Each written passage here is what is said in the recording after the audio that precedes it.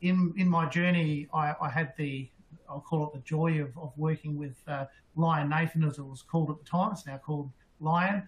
And it was an organisation that was running my manufacturing software, but they had a different finance software, and they had a different that, and a different this, and they were loving the best of breed challenge. And what they sat back afterwards, though, after many years, and realised was they were pumping millions of dollars into middleware activity to keep things talking to each other, and they weren't doing a good job at that. So it's no surprise that CIO moved on at a point in time.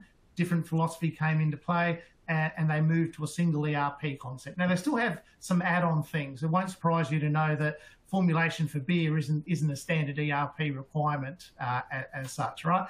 But they've moved away from that. And I think, for me, the best of breed is a bit sexed up, and people go, oh yeah, I've got to have this. And actually what they get in the outcome is the opposite. So I think there's a double myth here, because in my experience, they just don't talk well to each other. So there's a myth of I can have the best products and put them together, and there's a myth of you can actually put them together full stop.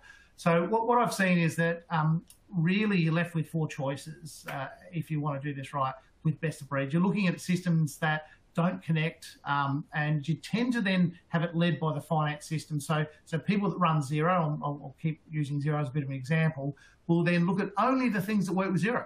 So they're actually not looking at the best solutions out there. They're looking at the ones where Xero and some partner have decided to build a connection as such.